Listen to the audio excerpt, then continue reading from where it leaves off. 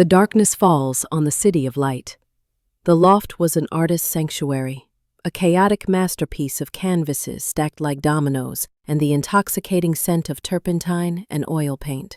Sunlight, filtered through the enormous factory windows, fell in golden slants across the worn oak floors, illuminating dust motes dancing in the air. This was Kevin's world. He lived and breathed in the space between the blank canvas and the finished work, a quiet king in his paint-splattered kingdom.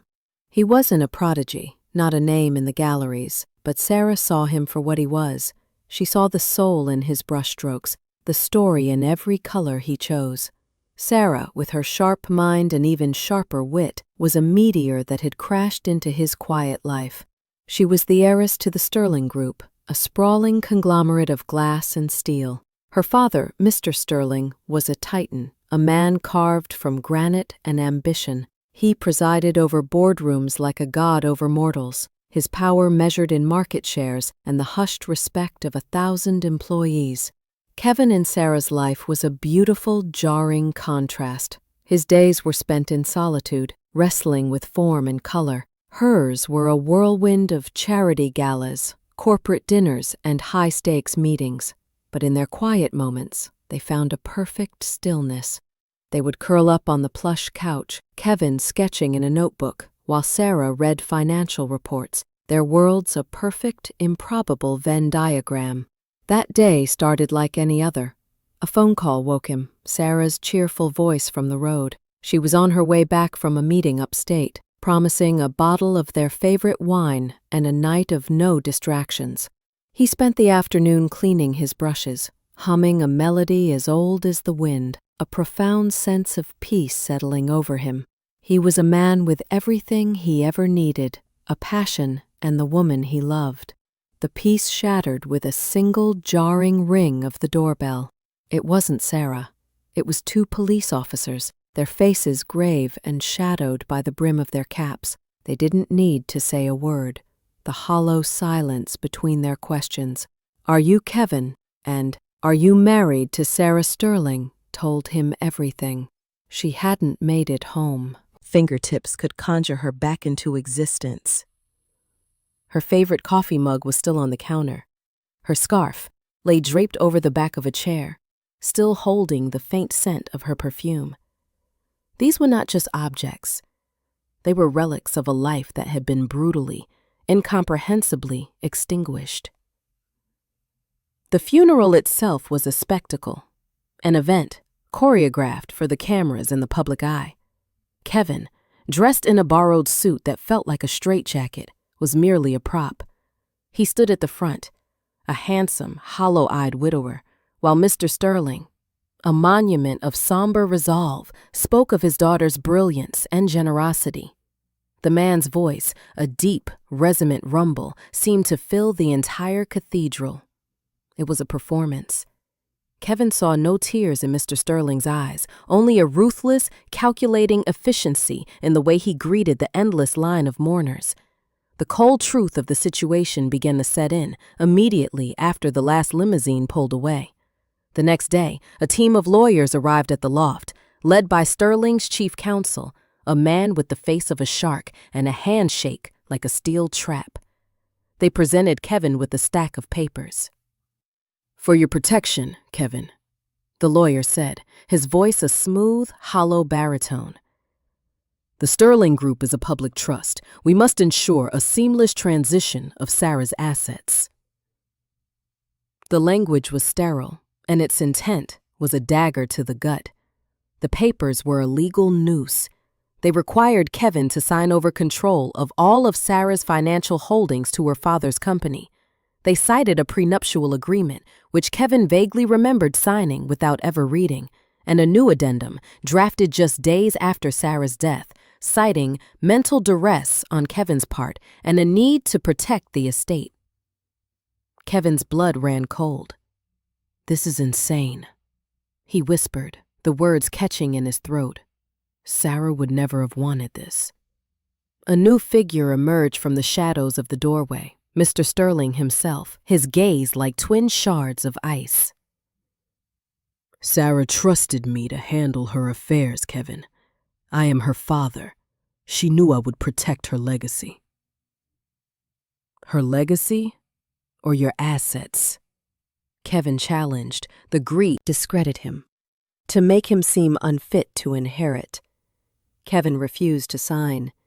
He tore the papers in half and threw them at the lawyer's feet. Get out, all of you.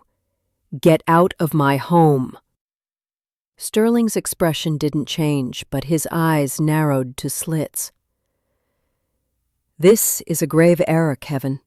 You have chosen to be an adversary, not a member of this family. I will see to it that you receive nothing, and I will ensure the world sees you for what you truly are. A gold-digging opportunist who drove my daughter into an early grave.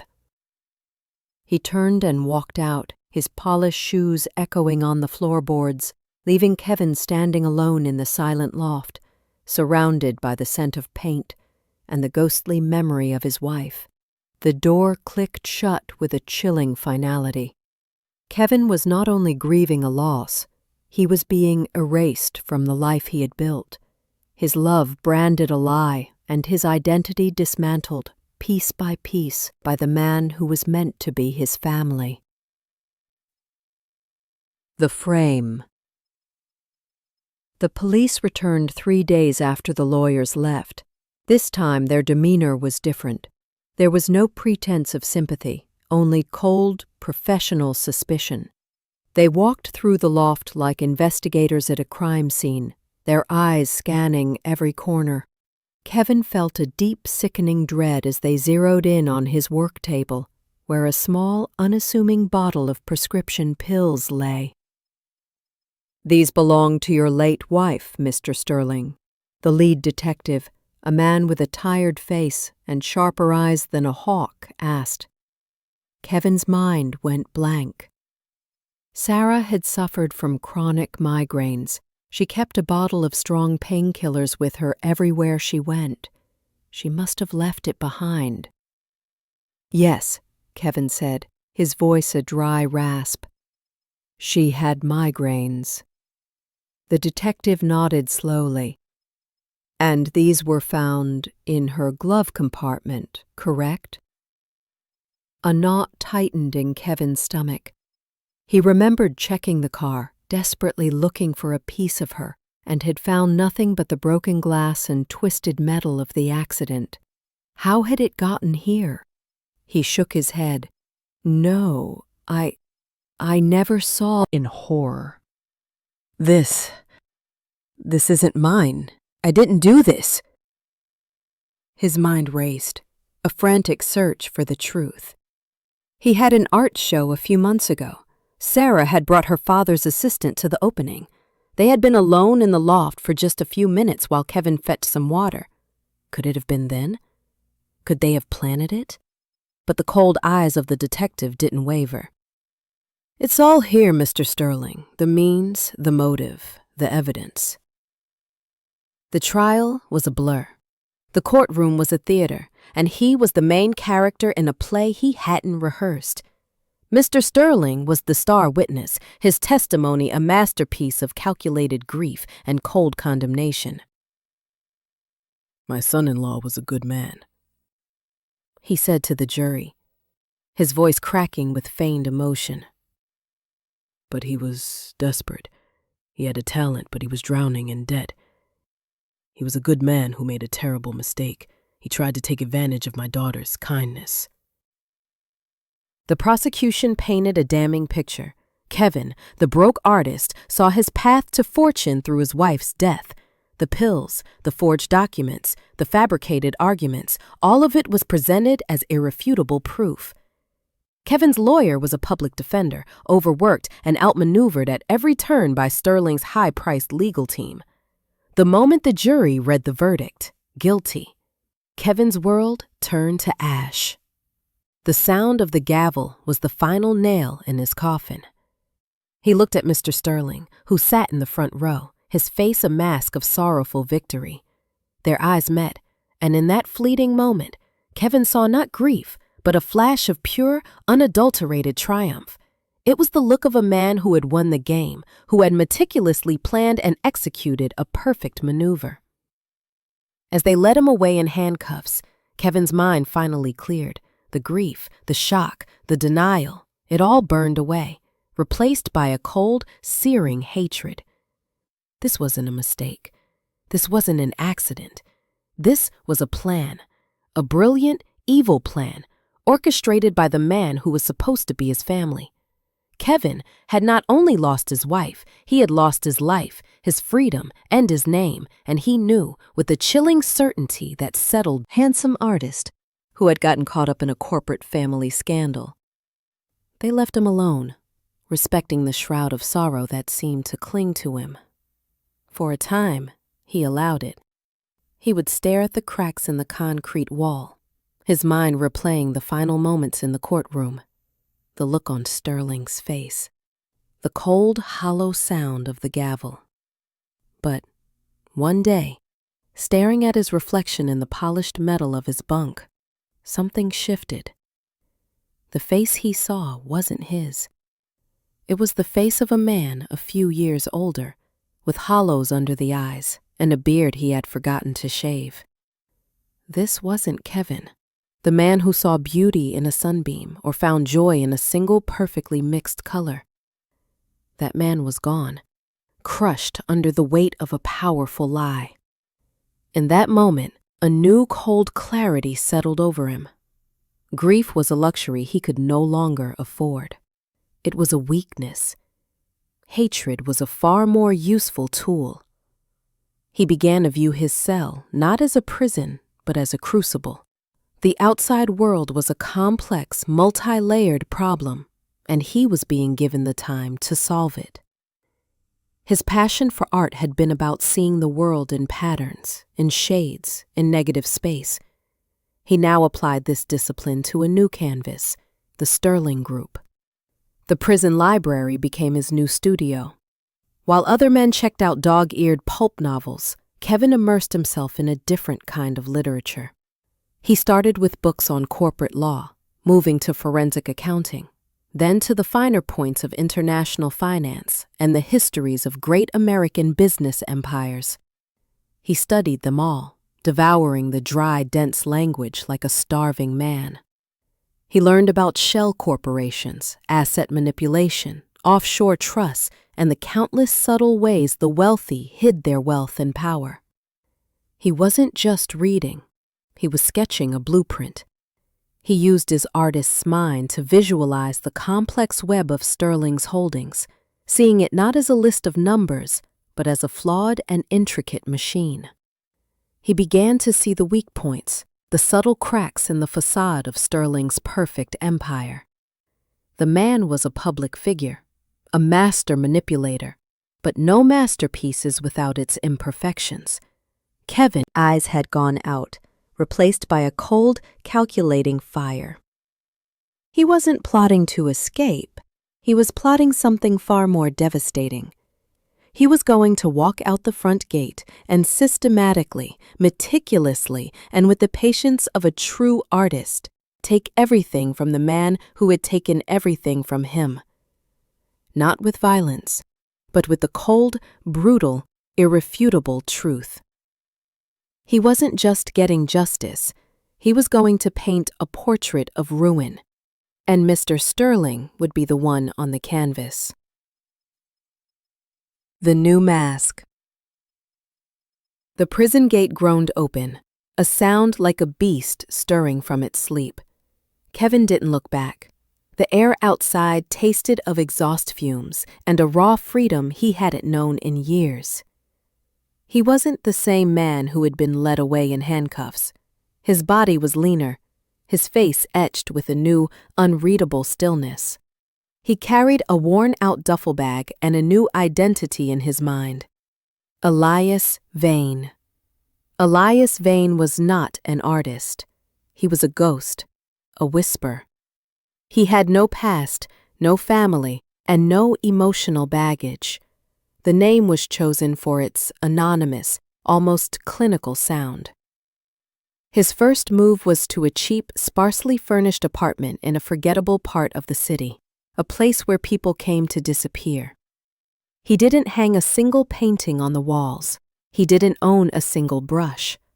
The loft, with all its light and painful memories, was a world he had abandoned.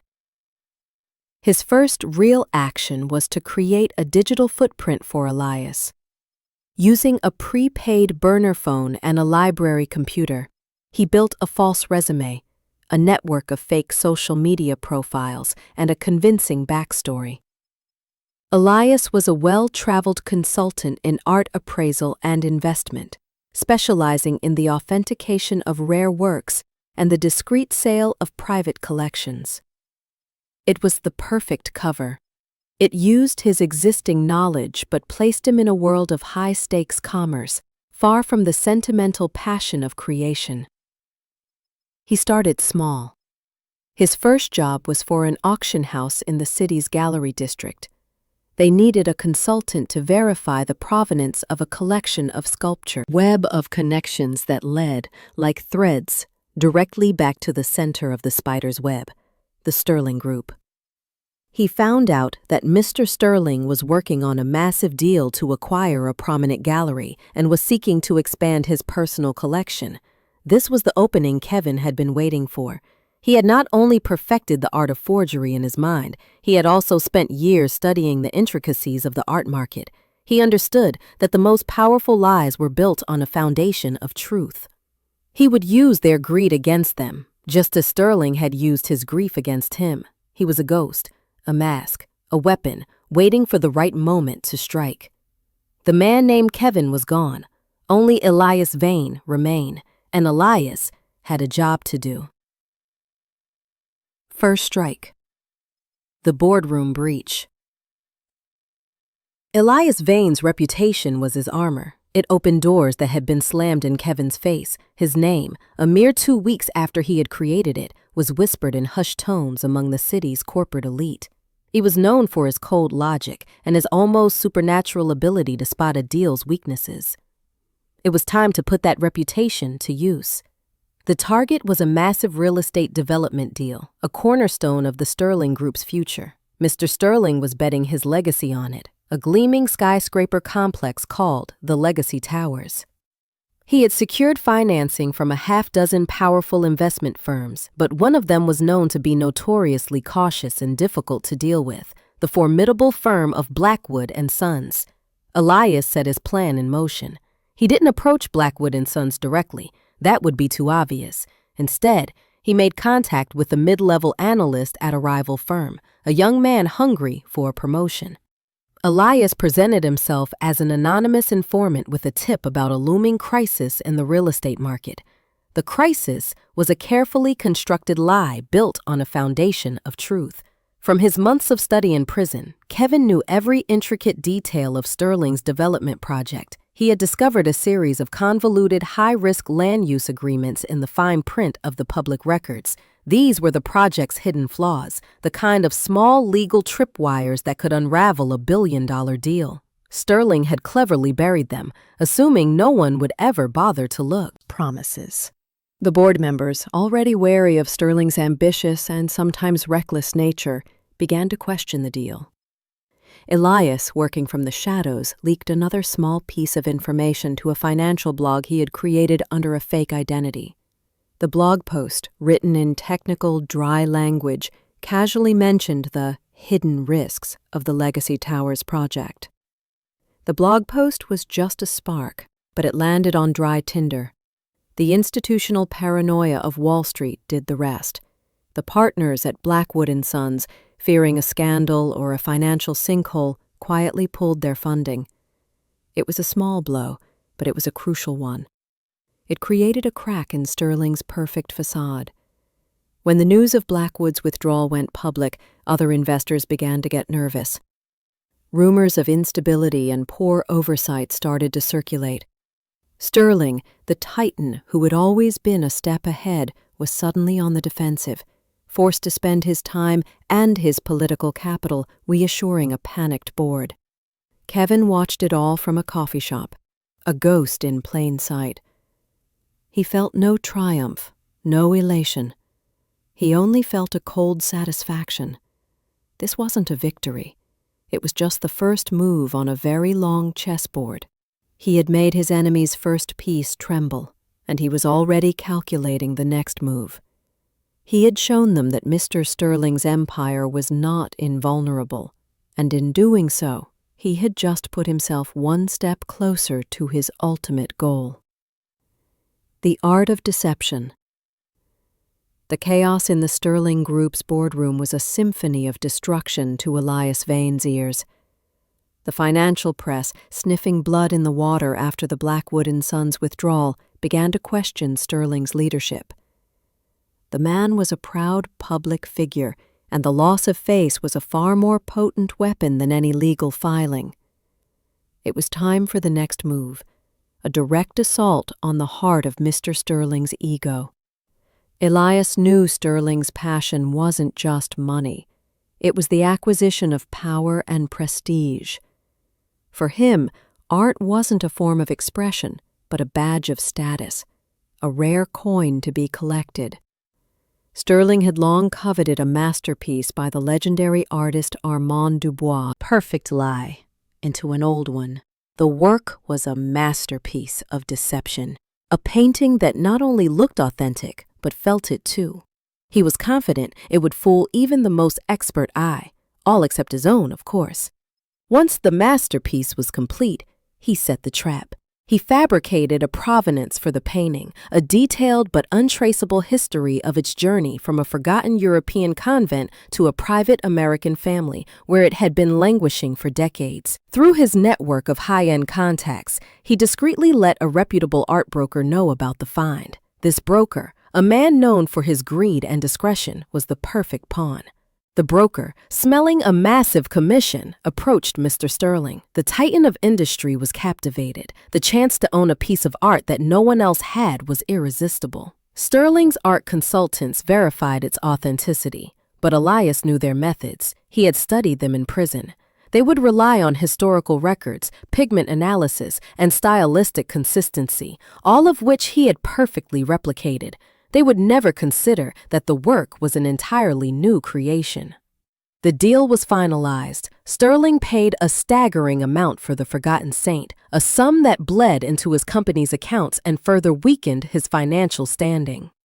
Elias watched from a distance as the masterpiece was moved to Sterling's private vault. The painting wasn't just a work of art. It was a Trojan horse. It was an investment that would one day reveal itself to be worthless, a perfect symbol of Sterling's empty legacy. Kevin felt a grim satisfaction. He had used his most profound talent to create something that would not bring joy, but destruction. It was the ultimate act of betrayal, turning the very thing he loved most against the man who had stolen everything from him. The stage was set, and the centerpiece of his revenge was now sitting, unsuspecting, in his enemy's private collection. Escalation. The counterframing. The sale of the Forgotten Saint had been a masterstroke, a financial and psychological blow to Mr. Sterling, but it also put Elias Vane on his radar. A man as powerful as Sterling didn't lose millions without questioning why. He began to dig into Elias Vane's past, but of course, there was nothing to find. The ghost had no history. This lack of information only fueled Sterling's crowded streets. He was a shadow, a blur in the night. The men, frustrated and increasingly reckless, followed him into a dimly lit industrial district. This was where the trap was set. He had spent weeks studying the area. He knew the location of every security camera, every blind spot, and every abandoned building. He ducked into an old warehouse, the heavy iron door clanging shut behind him. The two men followed, their flashlights cutting through the darkness. Inside, Kevin, the artist, had already gone to work. He had set up a scene, a fake stash of stolen goods, a box of carefully labeled corporate documents, and a forged identification card for one of Sterling's rival CEOs. It was an elaborate lie, a masterpiece of misdirection. When the two men finally cornered him, he didn't fight. He simply raised his hands, a smirk on his face. "Tell Mr. Sterling I said hello," he said calmly, just as he heard the faint wail of a police siren in the distance. He had sent an anonymous tip to the police, reporting a burglary in progress. He knew the police would respond to a call in this high-crime area. The men panicked. They had to choose between fighting him and getting caught. They threw down their flashlights and ran, but not before the police had a clear visual of them leaving the warehouse. The police found the staged evidence, and while they didn't get the men, they had found what they believed was a major criminal operation tied to one of Sterling's business rivals. The next day, the news was full of headlines about the botched robbery and the embarrassing discovery of documents linking Sterling's rival to a network of corporate espionage. The rival CEO was forced to publicly deny the claims, and the ensuing investigation created a massive distraction. Sterling, now convinced that his longtime competitor was the one targeting him, turned his attention and resources to a new enemy. Kevin watched it all unfold from his apartment, a grim smile on his face. He had not only diverted Sterling's attention, he expected to inherit. She was, he now realized, trying to find a way out. He remembered a conversation they had a few weeks before the accident. She had been on edge, talking about a project that was bigger than all of them. At the time, Kevin had dismissed it as corporate jargon, but now it sounded like a cry for help. He started his search with the little things he knew about her. Sarah was a private person, but she had a peculiar habit of documenting her thoughts and plans. She would hide her notes in plain sight, in books or in files disguised as something else. Kevin, with a heavy heart, began going through her old belongings. The loft was long gone, its contents sold off by Sterling, but Kevin had managed to salvage a few personal items from her office before the police sealed the property. Among them was an antique copy of The Great Gatsby, one of her favorite novels. He sat alone in his empty apartment, the book on his lap. He ran his fingers over the pages, a ghost of a touch. He wasn't looking for words, but for a hidden compartment, a note, anything. It was a painstaking, heartbreaking task. He was on the verge of giving up when he noticed something he had overlooked before. Tucked inside the binding, a small, inconspicuous USB drive was taped to the spine. His hands trembled as he plugged the drive into his computer. It was encrypted, of course, but the password wasn't a random string of letters and numbers. It was the date of their first date, a detail only he and Sarah knew. The drive held a series of documents and audio files. They were Sarah's private recordings, a raw and unfiltered chronicle of her life in the months before her death. She had been secretly compiling a file against her father. He wasn't just acquiring companies, he was orchestrating a massive illegal price-fixing scheme that would have had a devastating effect on millions of small investors. She was horrified by his actions and was planning to expose him. Kevin listened to her voice, filled with both fear and a courageous resolve. The final recording, made just hours before her accident, was the most chilling.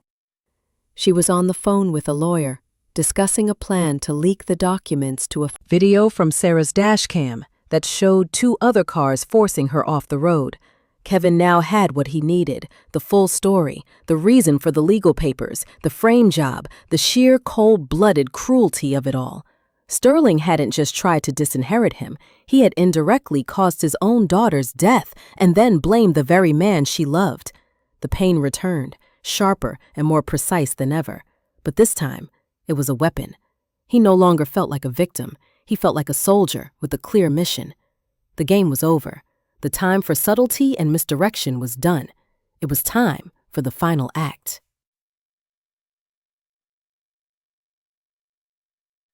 The Gala Trap. The air in the group is update to a block morning. The Gala Trap, his much was the worked. The Gala Trap from Sarah's professional story. The Gala Trap from Sarah's and business Jake. The Gala Trap from Sarah's and business Jake? Definitely. The Gala Trap from Sarah's and business Jake. The Gala Trap from Sarah's and business Jake. The Gala Trap from Sarah's and business Jake. The Gala Trap from Sarah's and business Jake. The Gala Trap from Sarah's and business Jake. The Gala Trap from Sarah's and business Jake. The Gala Trap from Sarah's and business Jake. The Gala Trap from Sarah's and business Jake. The Gala Trap from Sarah's and business Jake. The Gala Trap from Sarah's and business Jake. The Gala Trap from Sarah's and business Jake. The Gala Trap. The Gala Trap. The Gala Trap from Sarah's and business Jake. The Gala Trap from Sarah's and business Jake, a cold ever partner of ever. The Gala Trap from Sarah's and business Jake. The Gala Trap from Sarah's and business Jake. The Gala Trap from Sarah's and business Jake. The Gala Trap from Sarah's and business Jake. The Gala Trap from Sarah's and business Jake. The Gala Trap. The Gala Trap from Sarah's and business Jake. The Gala Trap from Sarah's and business Jake. The Gala Trap from Sarah's and business Jake. The Gala Trap from Sarah's and business Jake. The Gala Trap from Sarah's and business Jake. The Gala Trap from Sarah's and business Jake. The Gala Trap from Sarah's and business Jake. The Gala Trap from Sarah's and business Jake. The Gala Trap from Sarah's and business Jake. The Gala Trap from Sarah's and business Jake. The Gala Trap from Sarah's and business Jake. The Gala Trap from Sarah's and business Jake. The Gala Trap from Sarah's and business Jake. The Gala Trap. The Gala Trap. The Gala Trap. The Gala Trap. The Gala Trap. The Gala Trap from Sarah's and business Jake. The Gala Trap. The Gala Trap. The Gala Trap. The Gala Trap. The Gala Trap from Sarah's and business Jake. The Gala Trap from Sarah's and business Jake. The Gala Trap from Sarah's and business Jake. The Gala Trap from Sarah's and business Jake. The Gala Trap from Sarah's and business Jake. The Gala Trap. The Gala Trap from Sarah's and business Jake. The Gala Trap. The Gala Trap. The Gala Trap. Letter. Chapter 2009. The Gala Trap. To much one of the global introduce of the Gala Trap is to agree that to refuse other time from the Gala Trap. And the global introduce of the global introduce of the global introduce of the global definite. To currently trust the Gala Trap, she felt their partners of the global introduce and the global introduce of the global definite.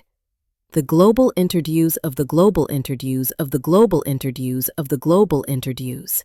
And the global introduce of the global introduce of the global introduce. The global introduce of the global introduce. The global introduce of the global introduce of the global introduce. The global introduce of the global introduce of the global introduce. The global introduce of the global introduce of the global introduce. The global introduce of the global introduce was the global introduce of the global introduce, because the global introduce of the global introduce, because the global introduce of the global introduce. The global introduce of the global introduce of the global introduce, because the global introduce side-by-side comparison of the painting's unique pigment composition. The original, on the left, showed the distinct presence of egg yolk. The one on the right, Sterling's painting, did not. "This is not a mistake, ladies and gentlemen," Elias said, his voice low and cutting. "This is a deliberate forgery, a fake. It was made by a man who studied the great masters, a man who knows their secrets."